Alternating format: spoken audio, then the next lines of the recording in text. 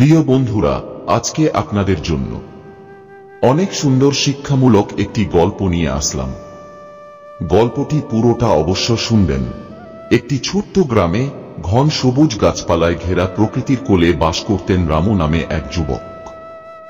রামু ছিলেন খুবই সাধারণ, কিন্তু তার মন ছিল আলাদা।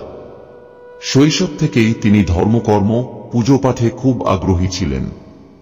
প্রতিদিন সকালে উঠেই তিনি গ্রামের মন্দিরে যেতেন এবং ভগবানের পায়ের কাছে বসে ঘন্টার পর ঘন্টা প্রার্থনা করতেন। গ্রামের মানুষও তার এই ভক্তি দেখে তাকে শ্রদ্ধা করত।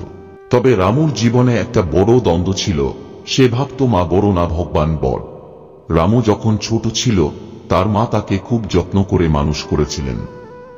মা ছিলেন তার জীবনের প্রথম শিক্ষক এবং মায়ের ভালোবাসার কোনো তুলনা ছিল না।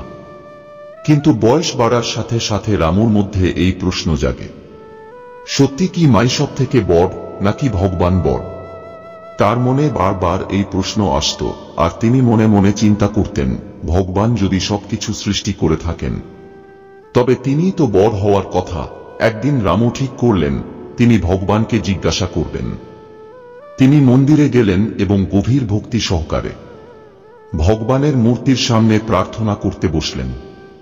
তিনি বললেন, হে ভগবান, আপনি আমাকে দয়া করে বলুন, আপনি বড় না আমার মা বড়? আমি বুঝতে পারছি না।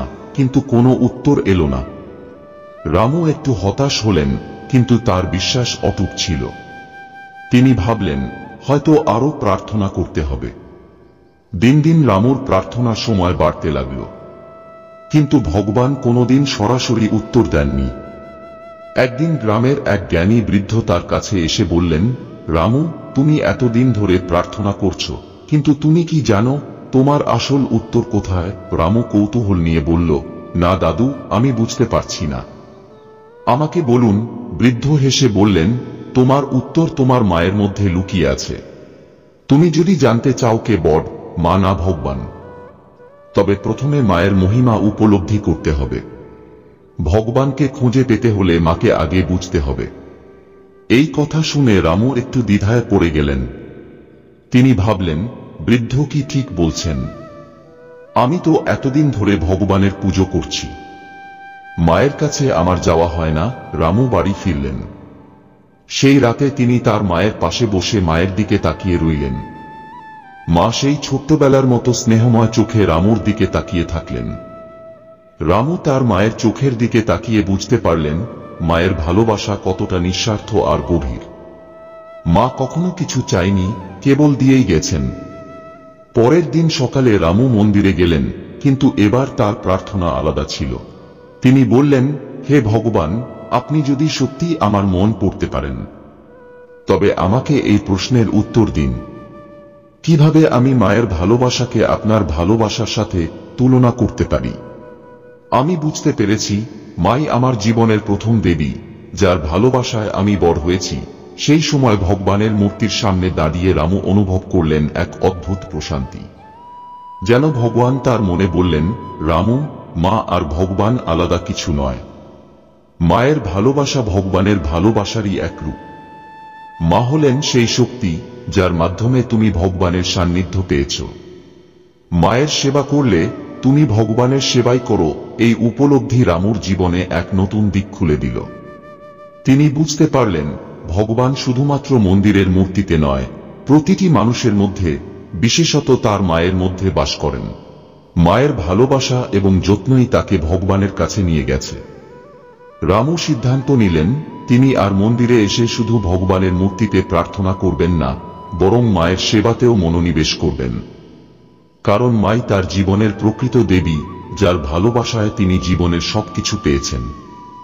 এরপর থেকে রামুর জীবনে বড় পরিবর্তন এলো।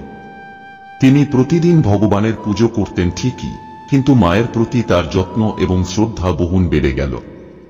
মা যখন অসুস্থ থাকতেন, রামু দিনরাত মায়ের পাশে বসে সেবা করতেন। মা যখন কোনো কিছু চাইতেন, তিনি সবকিছু ত্যাগ করে মায়ের প্রয়োজন পূরণ করতেন। তার মনে একটাই চিন্তা ঘুরত, মাই তার জীবনের সবথেকে বড় ভগবান। একদিন রামুর মা খুব অসুস্থ হয়ে পড়লেন। রামু তখনও মায়ের পাশে বসে সেবা করে যাচ্ছিলেন।